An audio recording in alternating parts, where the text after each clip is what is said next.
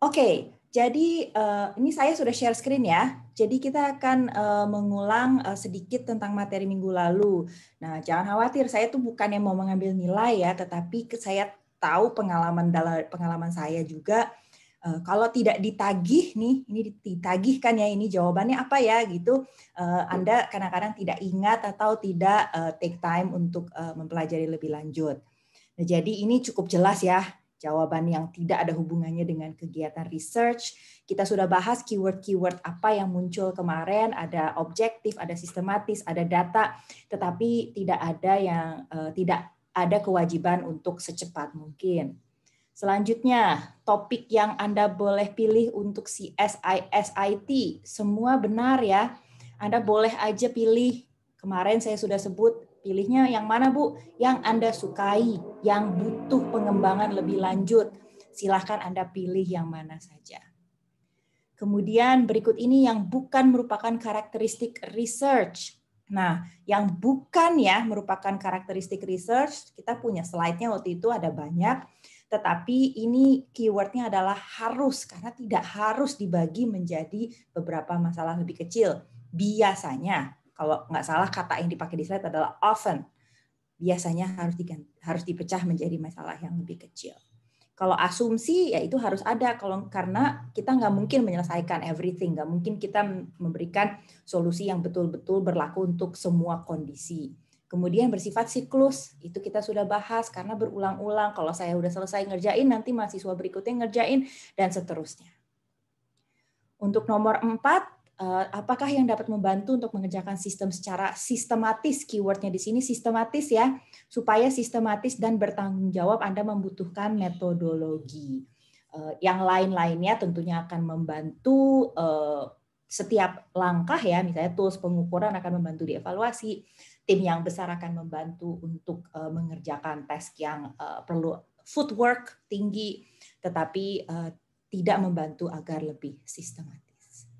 Nah, ini langsung kita sambungkan ya. Ini adalah kenapa dibutuhkan logical thinking, dan kita akan langsung masuk ke materi pekan ini, yaitu logical thinking.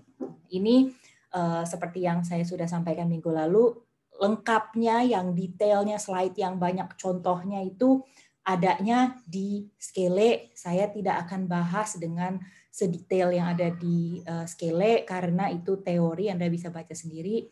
Saya akan berusaha menempatkannya di dalam konteks. Oke, mungkin ada yang mikir, ngapain sih saya belajar logical thinking lagi gitu? Kenapa konteksnya dengan riset, apa sih hubungannya? Bukannya ini kalau nggak salah kayak di MPKT pasti udah pernah ya bahas yang seperti ini, yang lebih philosophical gitu ya. Nah, yang kita pikirkan di dalam konteks kuliah MPPI itu bukan filosofisnya, tetapi adalah gimana caranya saya menyusun ide-ide sehingga dapat dipertanggungjawabkan secara akademis. Jadi kita ingat ya, tadi soal yang di quiz 4 yang pertama sudah disebut, research harus dikerjakan secara sistematis. Tadi udah ada soal kuisnya, untuk membantu secara sistematis, saya butuh apa? Saya butuh metodologi ya. Metodologi, kalau nggak salah saya lihat di rangkuman materi Anda minggu lalu, sudah banyak yang menjawab di forum. Ada perbedaan antara metodologi dan metode. Dan metodologi ini adalah framework atau kerangka kerja yang akan menuntun pelaksanaan riset. Saya harus ngapain dulu sekarang. Kemudian kalau saya punya data seperti ini, saya harus mengapain sekarang. Ini ada beberapa fase, subfase yang akan membantu untuk saya menentukan langkah selanjutnya. Mana yang appropriate pada setiap langkah riset. Jadi mungkin kalau di awal riset mana yang lebih pas saya pakai, di akhir riset mana yang lebih pas saya pakai, saya harus bisa menilai mana yang appropriate, mana yang pas. Saya tahu dari mana nih, mana yang appropriate. Saya tahu dari mana saya bisa menilainya.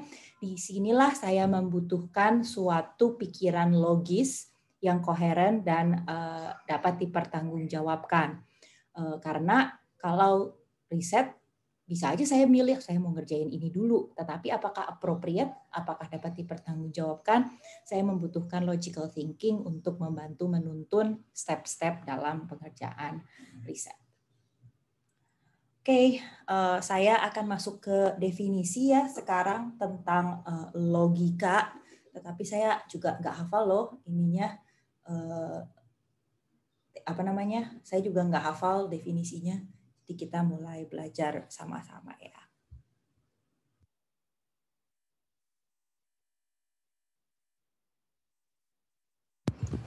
Oke, logika yang dimaksud di sini mungkin tidak berkaitan langsung dengan logika matematika yang Anda pelajari ya di MD segala macam.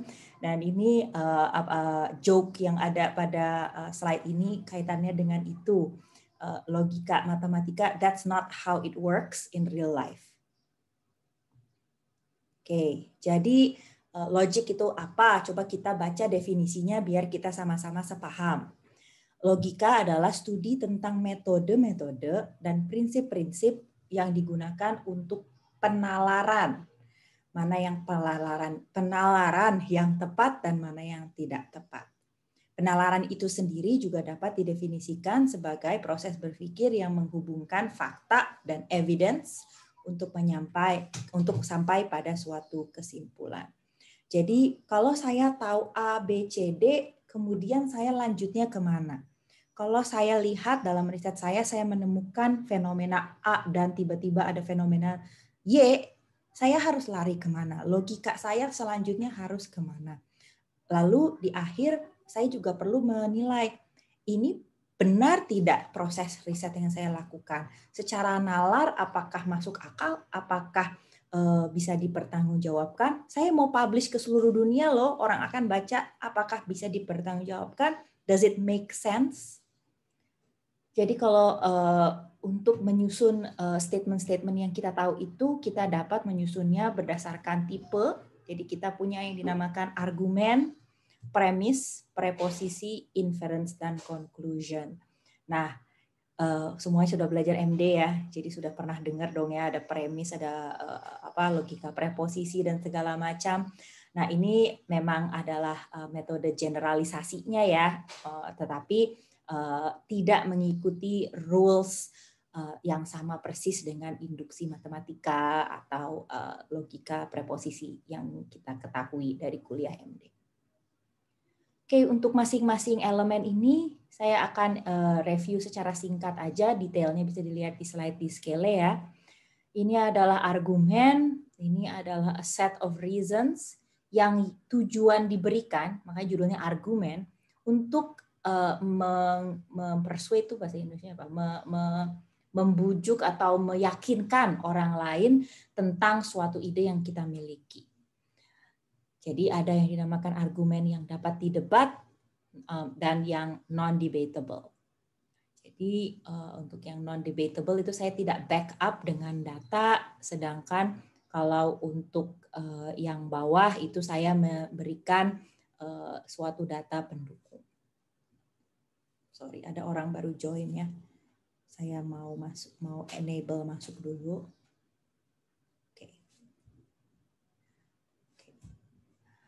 Lalu ini adalah premis, kalian semua anak computer science sudah sangat familiar dengan yang dinamakan premis. Jadi kita punya beberapa statement di sini, kembar yang identik, sering memiliki nilai IQ yang berbeda, tetapi setiap kembar punya gen yang sama. Jadi yang menentukan IQ tidak hanya gen, tetapi ada juga lingkungan. Ini nurture versus nature ya argumennya ya. Dua statement yang pertama, building up. Dia memberikan alasan, dia membuild argumen saya. Saya punya alasan kenapa saya punya pendapat yang ada di kalimat ketiga. Dengan demikian, dua kalimat pertama ini premis, dan yang terakhir adalah konklusi dari argumen tersebut.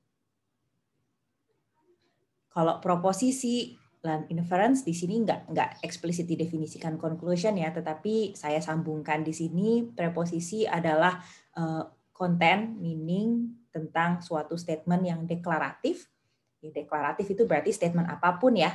Dan proposisi itu bisa bernilai yes atau true atau false. Kita tahu itu ya di logika matematika ya. Kemudian inference adalah gimana caranya, kayak di contoh sebelum ini, bagaimana saya dapat menjumlahkan, not really menjumlahkan, tetapi gimana caranya saya menggabungkan premis-premis yang saya punya sehingga saya mencapai conclusion. Nah, inilah relevansinya dengan riset. Kalau saya punya evidence ABC, hasil eksperimen saya ABC, hasil responden dari survei saya ABC, kesimpulan saya apa? Kesimpulan apa yang bisa saya tarik dari data yang saya punya? Apakah logis? Apakah mengikuti peraturan penalaran yang benar? Nah, ini kenapa kita sambungkan logical thinking dengan kuliah MPPI. Nah, ini contohnya ada ya di Scale ya. Nah, saya akan quick aja tentang inductive dan deductive learning. Nah, saya jujur aja, saya suka sekali penjelasan yang ada di Wikipedia. Banyak yang akan bilang ya kepada Anda, Wikipedia is not a source. Jadi untuk riset nggak boleh pakai Wikipedia ya sebagai source, tetapi itu usually a good place to start. Gitu. Kalau Anda mencari sesuatu, mulai dari Wikipedia nggak apa-apa. Lalu bisa cari, misalkan dia nge-cite buku apa, dia nge-cite paper apa. Barulah di situ adalah resource yang meyakinkan. Tetapi sebagai kompilasi, saya merasa Wikipedia cukup baik. Jadi saya sarankan Anda membaca Wikipedia page tentang inductive dan versus deductive thinking untuk pemahaman antara keduanya. Nah, mungkin yang mungkin bisa difokuskan aja karena kita mau cepet-cepet aja adalah statement ini dari khusus ke general, ke khusus ke umum, dan kalau deduktif itu dari general ke khusus, dari umum ke khusus. Ini sebaliknya.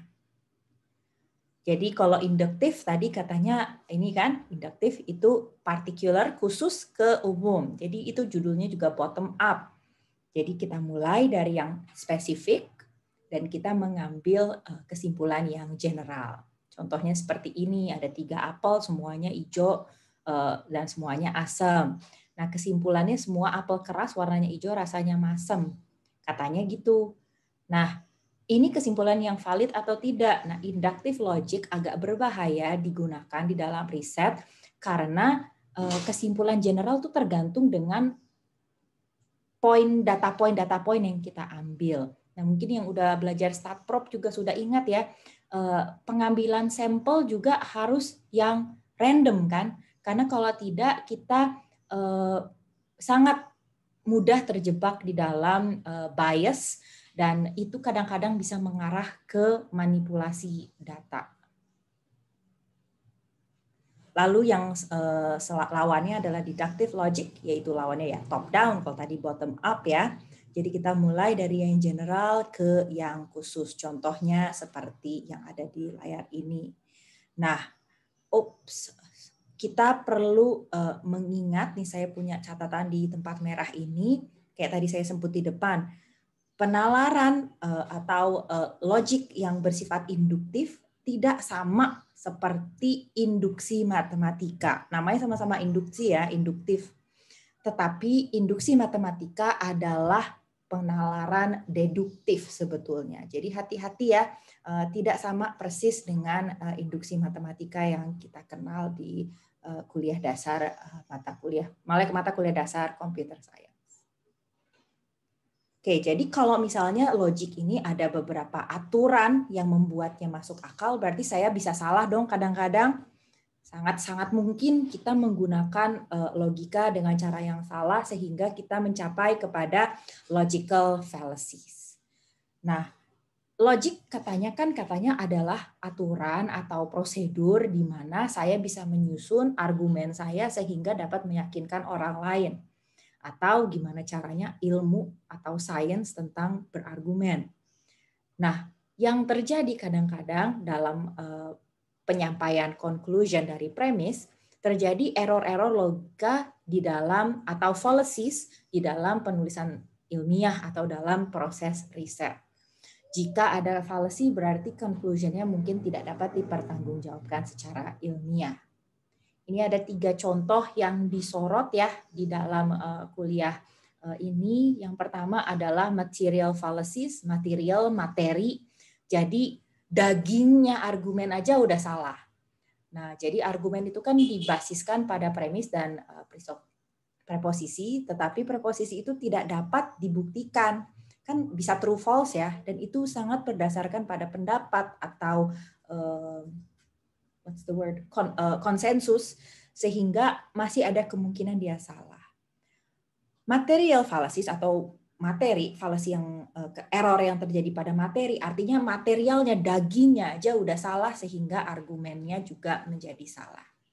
Yang berikutnya tentang relevan. Jadi kadang-kadang penggunaan penggunaan premis itu tidak nyambung dengan kesimpulan akhir yang dipakai untuk argumen. Nah, ini terjadi seringnya di sosial media ya. Adanya lagi argumen apa, dia nyambungnya kemana, apalagi kalau udah bawa-bawa mamalo gitu kan. Nah, ini tidak relevan terhadap argumen, sehingga ini fallacy juga. Dan yang terakhir adalah verbal fallacies. Hati-hati di sini ngomongnya verbal ya, tetapi tidak harus verbal dalam arti bicara lisan, tetapi bisa juga dalam tulisan. Nah, jadi ketika kita menulis atau bicara, kadang-kadang memilih kata-katanya tidak tepat, jadi katanya mungkin ambigu, mungkin tidak pas untuk konteks, sehingga terjadi fallacy juga di dalam pengambilan kesimpulan dari argumen. Nah, ini teorinya saya yakin Anda semua paham ya, tetapi supaya kita melihat contoh real, di Scale juga sudah saya share dalam konteks yang sangat erat dengan kehidupan kita hari-hari gini. Nah, ini ada post di Instagram, kita bisa belajar MPPI dari Instagram loh, yang relevan dengan kondisi saat ini dan juga relevan sebagai contoh logical fallacies. Linknya ada di Scale, saya sarankan Anda untuk melihat contohnya di situ. Jadi ini saya iklan banget ya akun Instagram ini, tetapi di sini ada beberapa contoh logical fallacy yang terjadi dalam konteks pandemi COVID-19. Ini ada beberapa contohnya, saya tidak tulis semuanya, silakan Anda cek linknya di dalam, di Scale ada salah satu linknya. Saya akan pause sampai di sini, apakah ada pertanyaan?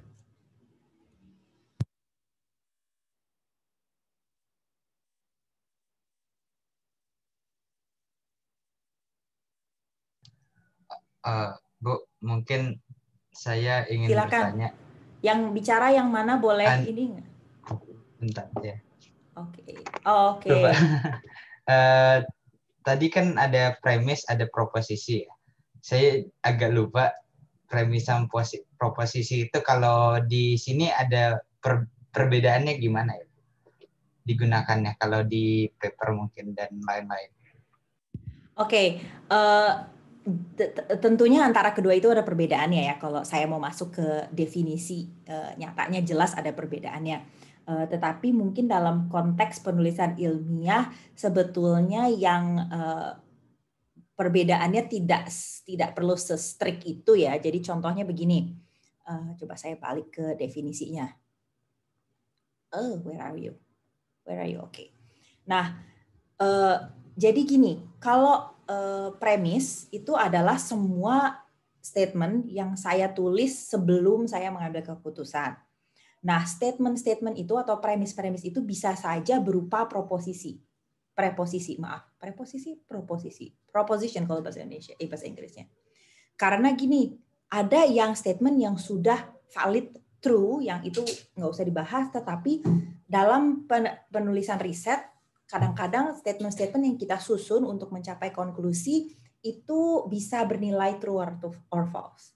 Berdasarkan data kita sih, kita misalnya saya bilang ini true, tetapi saya selalu memiliki chance of error di situ. Jadi mungkin kalau dalam konteks ini kita bisa bilang proposisi itu mungkin bukan subset sih, tapi subset sih dari premis yang digunakan untuk menyusun konklusi. Mungkin lebih tepat begitu. Pendapat saya begitu. Baik, Bu.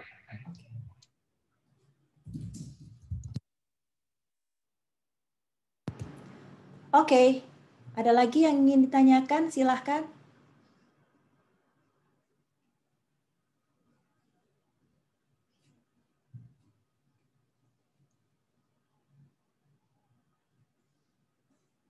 Oke, kalau belum ada pertanyaan saya lanjutkan aja supaya kita bisa lebih cepat masuk ke aktivitas kelas pekan ini. Siapa tahu bisa selesai lebih cepat juga ya hari ini.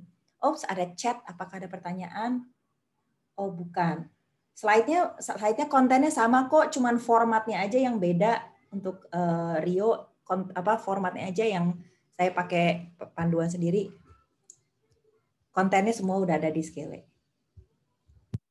Oke, jadi saya akan lanjut ke problem identification. Nah, ini adalah yang seru ya, yang sudah kita lihat minggu lalu. Saya mau riset apa?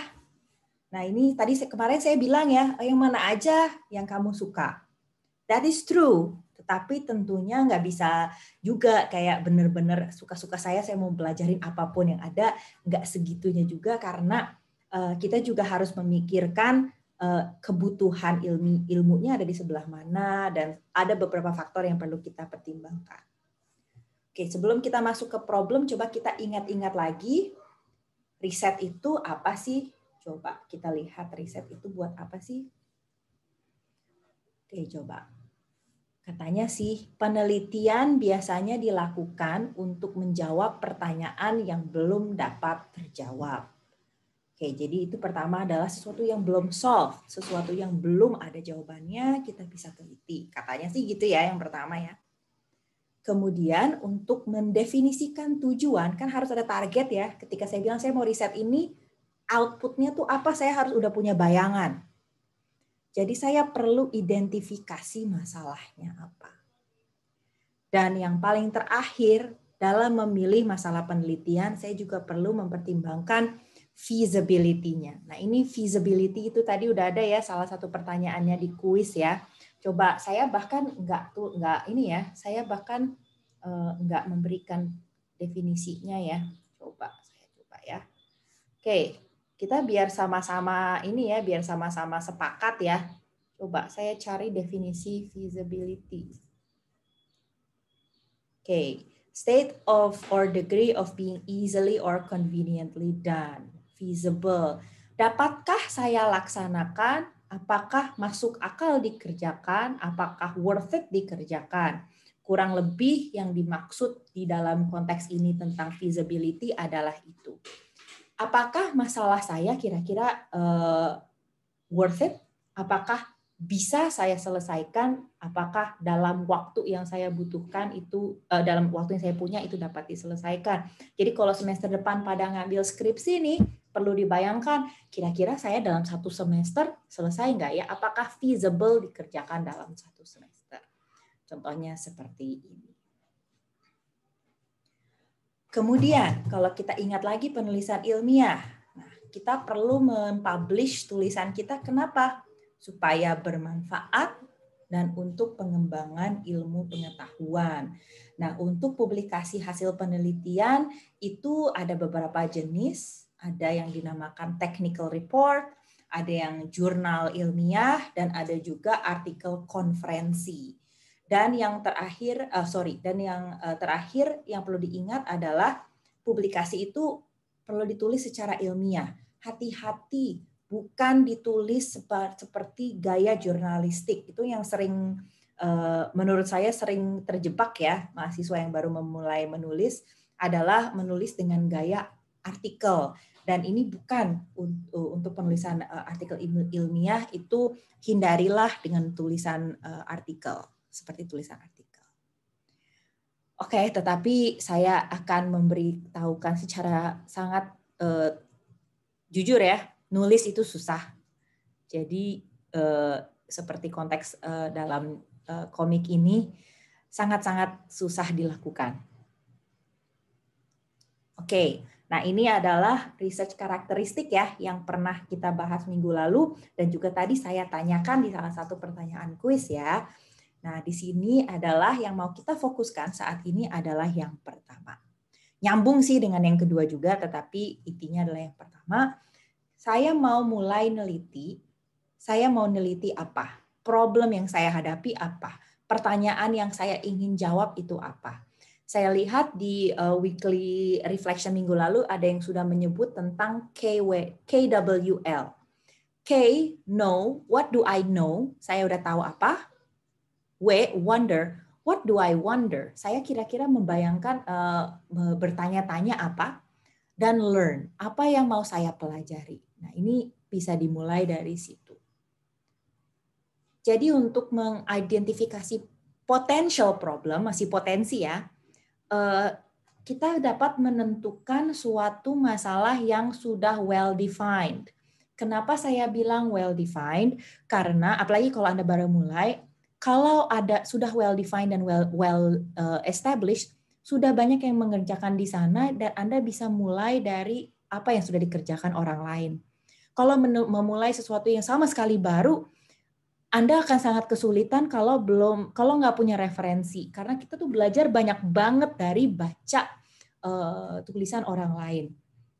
Jadi isunya apa, opportunity apa? Kira-kira ini kalau misalnya saya meneliti tentang pengenalan wajah, ini manfaatnya apa ya? Ini ide saya kira-kira mau pakai apa ya? Gitu. Anda perlu memikirkan hal-hal seperti itu. Nah, jadi sources-nya yang bisa Anda pelajari, bacalah artikel lain, ikutilah diskusi saintifik. Misalnya kalau di Fasilkom, biasanya sebetulnya kita berusaha memupuk diskusi ilmiah itu dengan seminar reboan, misalkan guest lecture, karena di situ Anda baru biasanya mungkin kepantik gitu loh. Oh iya ya, itu menarik juga kalau dipelajari misalkan. Ataupun experience. Banyak penelitian yang muncul dari pengalaman juga gitu. Kayak saya mengalami tidak nyaman ketika saya ngantri di kantor RT nih, karena lama sekali nggak ada sistem antriannya. Anda kemudian bisa meneliti bagaimana membuat sistem antrian yang efektif di tingkat RT misalkan. Dari pengalaman kadang-kadang juga bisa memicu suatu pertanyaan. Yang saya bold di sini adalah write about it. Nah, tadi udah ditanyakan ya di kuis ya, kapan Anda bisa mulai menulis tentang riset Anda? Sepanjang proses riset Anda bisa menulis. Jangan cuman nanti aja deh kalau udah sampai akhir udah ada hasil baru nulis. Enggak. Nanti aja deh kalau misalnya udah ada timnya saya nulis. Enggak. Tulis di setiap langkah riset. Kadang-kadang research notebook itu juga yang bisa baca saya sendiri. Misalnya saya riset ini bisa baca saya sendiri. Itu saya bilang nulis itu tidak harus dengan tulisan ini ya, tulisan lengkap dengan kalimat lengkap yang bisa dipahami, enggak dulu nggak apa-apa. Tapi write it down, paling enggak untuk Anda sendiri, supaya nanti ketika udah sampai ke tahap yang betul-betul nulis harus formal, Anda sudah punya draft-draft tulisan. Makanya kalau misalnya ada mahasiswa yang skripsi atau tesis sama saya selalu minta buat PPT dong tiap minggu, atau buat dokumen notula di Word setiap minggu. Karena kalau sudah tertulis, walaupun itu kalimatnya nggak kalimat benar gitu kan, masih yang kadang-kadang kalimat yang ditulisin mahasiswa bimbingan saya itu kayak gini, belum bisa download dataset 2 giga, lama banget, misalnya seperti itu, nggak masalah, write it down, paling enggak untuk diri sendiri, nantinya ketika Anda menulis yang resmi, itu bisa ditulis ulang menjadi kalimat yang lebih formal. Nih, contohnya nih ya, saya akan menunjukkan research notebook saya selama pengerjaan S3, ini salah satunya. Saya punya 5 buku seperti ini. Dan isinya mungkin yang bisa baca cuma saya doang nih. Oh, nggak kelihatan ya. Saya harus matiin background dulu nih kayaknya. Oh ya, kelihatan dikit sih ya. Saya matiin background dulu deh. Bentar ya. Matiin background gimana caranya nih? Matiin background dulu ya. Oke. Nah, jadi di sini bisa dilihat tuh, ini mungkin yang bisa baca saya sendiri, yang orang lain nggak bisa baca. Tetapi betul-betul di setiap langkah pengerjaan riset itu ditulis aja, nggak ada salahnya. Oke, saya stop lagi.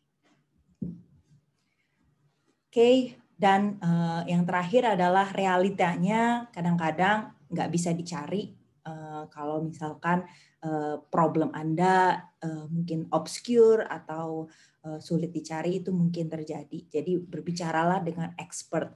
Makanya kalau dalam akademia, pengerjaan riset itu biasanya dimulai dengan tugas seperti skripsi, tesis, karena Anda masih dibimbing dengan dosen pembimbing yang harusnya lebih expert daripada Anda. Ini teorinya ya, kalau formulasi masalah, itu saya mulai dari menemukan problem. Oh, ini isu nih, bisa di-solve nggak ya sama saya? Kemudian berikutnya saya dapat menentukan scope. Saya mau menyelesaikan sampai mana, to what extent. Kemudian kira-kira scope ini dapat diselesaikan nggak ya, given the constraint. Constraint ini bisa terjadi, saya ngerjain cuma sendiri nih, nggak ada yang bantuin saya. Tahu saya harus selesai sebelum bulan April, karena bulan April saya perlu publish di conference ini, gitu misalkan. Kemudian dari situ Anda berangkat.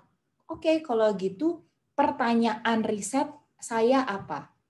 Harapannya adalah kalau saya mulai dari pertanyaan, di akhir riset saya bisa menjawab pertanyaan tersebut. Kemudian yang paling akhir dikaitkanlah problem Anda dengan tujuan. Jadi kira-kira tujuannya buat apa? Siapa yang akan terbantu dengan riset ini? Kalau saya bisa menyelesaikannya, kira-kira siapa yang akan kebantu? Manfaatnya apa? Kira-kira siapa yang bakalan tertarik untuk mengembangkan lebih lanjut riset ini? Jadi udah nyambung ke poin kedua tadi ya. Tadi kan research characteristics mulai dari suatu pertanyaan atau problem, tetapi sudah mulai nyambung ke nomor 2 karena kita juga sudah mendefinisikan tujuan akhirnya itu apa. Jadi kalau saya sambungkan nih dengan tujuan akhir saya, kita perlu mempertimbangkan apakah riset saya worth it, apakah riset saya pantas dilakukan. Apa impact-nya, apa pengaruhnya terhadap ilmu pengetahuan atau orang lain. Apakah manfaatnya untuk orang lain kegunaannya? Apakah efisien? Karena banyak ya riset di luar sana yang belibet gitu loh, yang canggih dan belibet. Tetapi saya bisa argue bahwa itu efisien enggak untuk nanti dikerjakan orang lain, untuk nanti dikembangkan lebih lanjut.